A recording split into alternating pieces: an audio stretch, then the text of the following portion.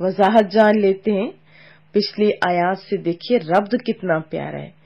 ہم نے اس سے پہلی والی آیات میں نکاح کے بارے میں پڑھا تھا اور نفس میں تصرف کی وضاحت تھی. اب مال میں تصرف کا طریقہ بتایا جا رہا ہے.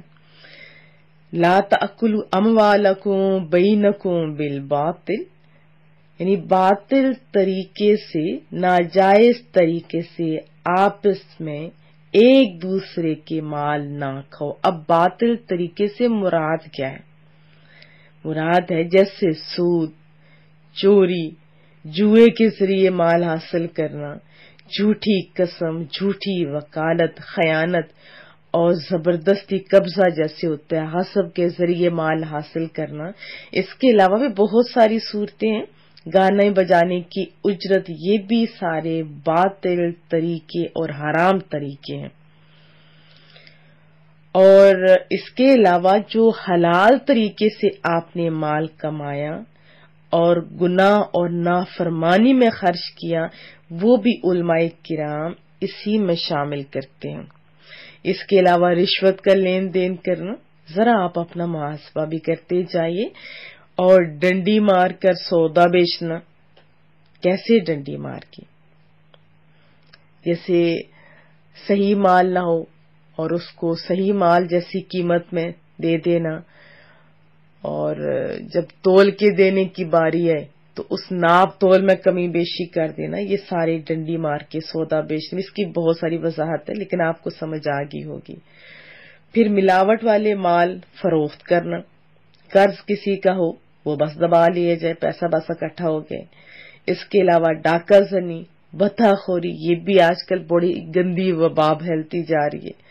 اور پرچیاں بیچ کر لوگوں کو ہراساں کرنا، اگر تم نے یہ نہیں کیا تو تمہاری یہ شاپ یہ سارا جلا دیں گے. اس طریقے سے جو مال حاصل ہوتا ہے یہ سارے کا سارا حرام مال ہے. اور یہ یاد رکھیں کہ حرام مال اللہ اور اس کے رسول کے نزدیک بہت ہی ناپسندیدہ ہے. آئیے رسول اللہ صلی اللہ علیہ وسلم کے در اقدس پہ چلتے ہیں اور سیکھتے ہیں.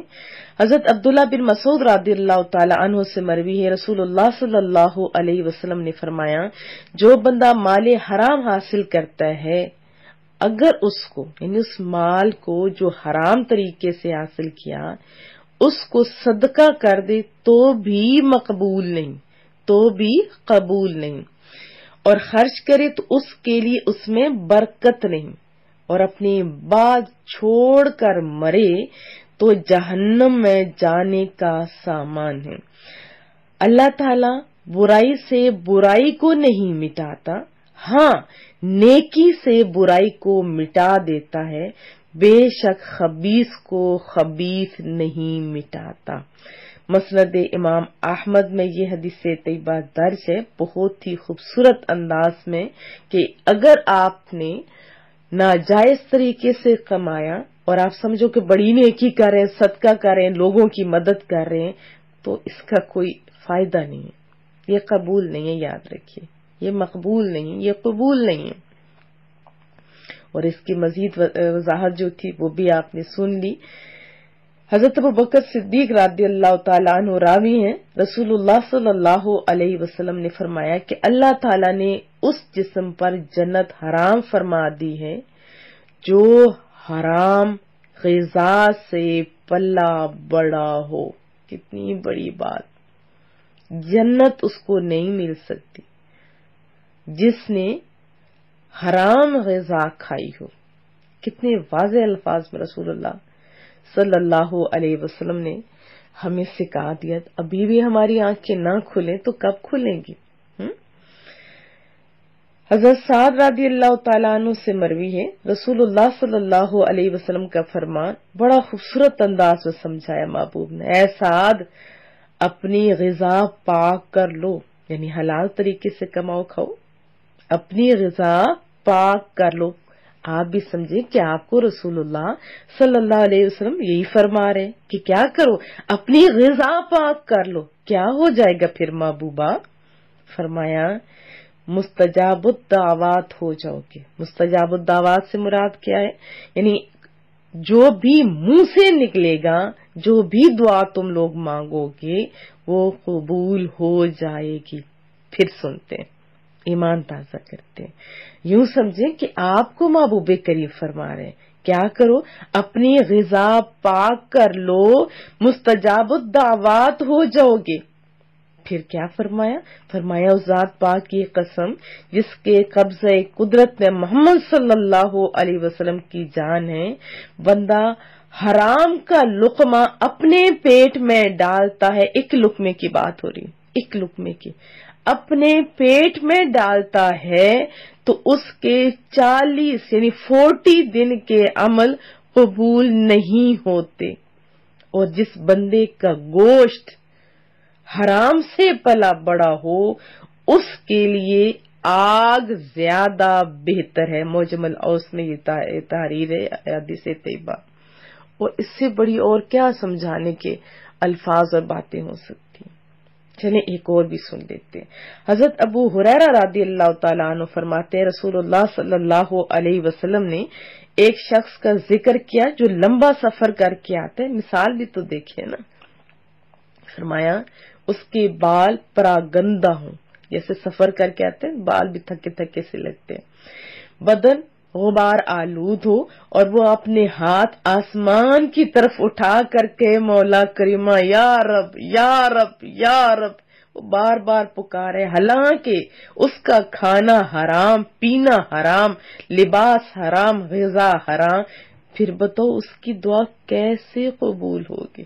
مسلم شریف کی حدیث طیبہ میں نے آپ کو سنائی۔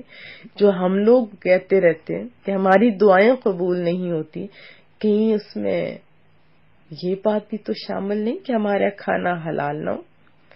آزمائش بھی ہو سکتی ہے، لیکن یہ بھی تو ہم نے دیکھنا ہے۔ اب اس کا ایک تو طریقہ بتایا کہ ناجائز طریقے سے نہ کھو، بتایا نا، تو اس کے اپوزٹ پھر کیا چیز ہوئی؟ جائز طریقہ۔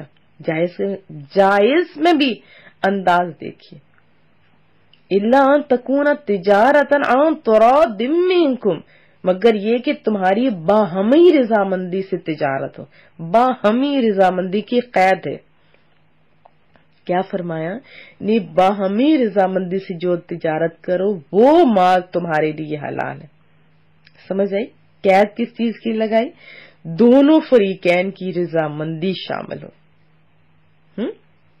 کہ خرید ہو فروخت ہو، تو پھر دونوں کی رضامندی شامل ہوگی تو وہ تجارت جائز، اگر شامل نہیں تو وہ طریقہ درست نہیں، وہ جائز نہیں۔ جیسے ہوتا ہے نا اکثر جائیدادیں ضبط کر لی جاتی ہیں، پھر نیلامی ہوتی ہے، اس سے مالک بھی راضی نہیں ہوتا۔ اسی طرح کسی کی دکان، مکان، زمین، جائیداد پر زبردستی قبضہ کر لیا جاتا ہے، یہ ساری حرام صورتیں یاد رکھیں۔ بھلے اس کے بعد کتنا ہی بہترین تجارت کا وہ مال کرے، نفع اٹھائے، تو اس کا کوئی فائدہ نہیں، کیونکہ یہ تو ہے ہی نہیں، اس کی بنیاد ہی اینٹیں ہی درست نہیں ہیں، بنیاد ہی درست نہیں ہے، تو عمارت کیسے بھلا درست ہو سکتی ہے؟ تو یاد رکھیں، مال کا مالک بننے کے تجارت کے علاوہ اور بھی بہت سے جائز اسباب ہیں، جیسے تحفہ دے دیا جاتا ہے، یہ بھی ٹھیک ہے۔ پھر وصیت بھی بعض لوگ کرتے ہیں کہ یہ غریب ہے، اس کو دے دیں، اس کو پڑھا دیں، اس کو ایسا۔ پھر وراثت میں جو ہوتا ہے مال، وہ بھی جائز طریقے، لیکن ناجائز طریقے کی جو تجارت ہے اسے منع فرما دیا۔ ہاں، تجارت اگر آپ کرو گے اس کے بڑے فوائد ہیں، بہت ساری احادیث طیبہ ہیں، چلے کچھ ہم بھی سن لیتے، ایمان بھی تازہ ہو جائے گا۔ حضرت ابو سعید خدری رضی اللہ تعالی عنہ سے مروی ہے، رسول اللہ صلی اللہ علیہ وسلم کا فرمان، اللہ اکبر اللہ اکبر، اتنا پیارا، کیا فرمایا؟ آپ بھی سنیں، میں بھی سنتی ہوں۔ فرمایا سچا اور امانت دار تاجر انبیاء علیہ الصلوۃ والسلام، صدیقین اور شہداء کے ساتھ ہوگا۔ کتنی بڑی ہستیاں ہیں، ان کے ساتھ ہوگا۔ ترمذی شریف کی حدیث طیبہ، اتھینٹک حدیث طیبہ۔ پھر فرمایا حضرت معاذ رضی اللہ تعالیٰ عنہ، وہ راوی ہیں، رسول اللہ صلی اللہ علیہ وسلم نے فرمایا کہ پاکیزہ کمائی ان تاجروں کی ہے، اب یہ بھی سنیں، اتنی وضاحت کہ ان پڑھ پڑھا لکھا ہر ایک بندہ اس بات کو سمجھ سکتا ہے، کیا فرمان ہے ذرا آپ سنیں. فرمایا پاکیزہ کمائی ان تاجروں کی ہے جو گفتگو کے وقت جھوٹ نہیں بولتے، پھر وعدہ کریں تو خلاف ورزی نہیں کرتے، جب ان کے پاس امانت رکھی جائے تو خیانت نہیں کرتے، جب کوئی چیز خریدیں تو اس کی برائی بیان نہیں کرتے، اور جب بیچیں تو اس کی تعریف نہیں کرتے. ہم تو بڑے بڑے پل باندھتے ہیں نا. جب ان پر کسی کا آتا ہو تو دینے میں پسو پیش نہیں کرتے، ٹال مٹول نہیں کرتے، یعنی دینا ہو تو کھلے دل سے دیتے، اور جب انہوں نے کسی سے لینا ہو تو اس پر تنگی نہیں کرتے، زبردستیاں نہیں کرتے، انہیں مہلت دیتے. حضرت رفاع رضی اللہ تعالیٰ عنہ سے مروی رسول اللہ صلی اللہ علیہ وسلم نے فرمایا کہ قیامت کے دن تاجر فاسق اٹھائے جائیں گے. کیا فرمایا؟ تاجر فاسق اٹھائے جائیں گے، ہاں یا سوائے اس تاجر کے جو اللہ عز و جل سے ڈرے، بھلائی کرے اور سچ بولے. ترمذی شریف کی حدیث طیبہ. حضرت حذیفہ رضی اللہ تعالیٰ عنہ سے مروی ہے رسول اللہ صلی اللہ علیہ وسلم نے فرمایا تم سے پہلے لوگوں میں ایک شخص تھا جس کے پاس اس کی روح قبض کرنے والا فرشتہ آیا تو اس سے کہا گیا اس آدمی کو کہ کیا تو نے کوئی نیکی کی ہے؟ تو بندہ بولا میں نہیں جانتا. اس سے کہا گیا غور تو کر. کہنے لگا اس کے سوا کچھ اور نہیں جانتا کہ میں دنیا میں لوگوں سے تجارت کرتا تھا اور ان سے اپنی رقم کا تقاضا کرتا، امیر کو مہلت دیتا تھا، غریب کو معاف کر دیتا تھا. تو رب کریم نے ارشاد فرمایا فرشتوں اس سے درگزر سے کام لو. اللہ اکبر. اتنی وضاحت، اتنا پیار ہے رسول اللہ صلی اللہ علیہ وسلم کا اپنی امت سے، ایک ایک چیز کھول کے ہمیں بتا رہے ہیں. مسند امام احمد کی یہ حدیث طیبہ تھی. اور تجارت کے چند اصول میں بتائے دیتی ہوں، جیسے جتنے آپ کو یاد رہیں، نہیں تو لکھ لیں سارے کے سارے. تاجر کو چاہیے کہ وہ صبح کے وقت ایک تو اچھی نیتوں کے ساتھ جائے، اور بہتر ہوتا ہے کہ ہر بار نیت کو تازہ کرے، کیونکہ انما الاعمال بالنیات، نیتوں کا ثواب تو ملے گا نا. کہ میں بازار جاؤں گا، حلال کمائی سے اپنے اہل و عیال کی شکم پروری کروں گا، پیٹ بھروں گا، پالوں گا، مخلوق سے بے نیاز ہو جائیں تاکہ ہمارے بچے، اور مجھے بھی اتنی فراغت مل جائے کہ میں اللہ تعالیٰ کی بندگی کروں، آخرت کی راہیں آسان ہو جائیں. تو اس طرح ثواب بھی ملے گا. اور پھر یہ بھی نیت کر لیں کہ میں مولا کریمہ تو میرے رزق میں برکت ڈال، میں تیری مخلوق کے ساتھ شفقت سے پیش ہوں گا، خلوص سے پیش ہوں گا، امانت داری کروں گا، نیکی کا حکم دوں گا، برائی سے منع کروں گا. بازار میں بیٹھا ہوا جو بندہ ہوتا ہے وہاں برائیاں بھی تو بہت ہوتی ہیں نا. اور خیانت کرنے والے سے یعنی پوچھوں گا کہ کیوں خیانت کر رہے ہو، یعنی جہاں تک ہاتھ پڑے گا نہ برائی کروں گا نہ کرنے دوں گا. اس کے علاوہ ابھی بہت رواج چل پڑا جعلی نوٹوں کا، تو وہ بھی ذرا بندے کو پتہ ہونا چاہیے جو اسپیشل تاجر حضرات ہیں کہ وہ صحیح طریقے سے چیک کر لیے کرے.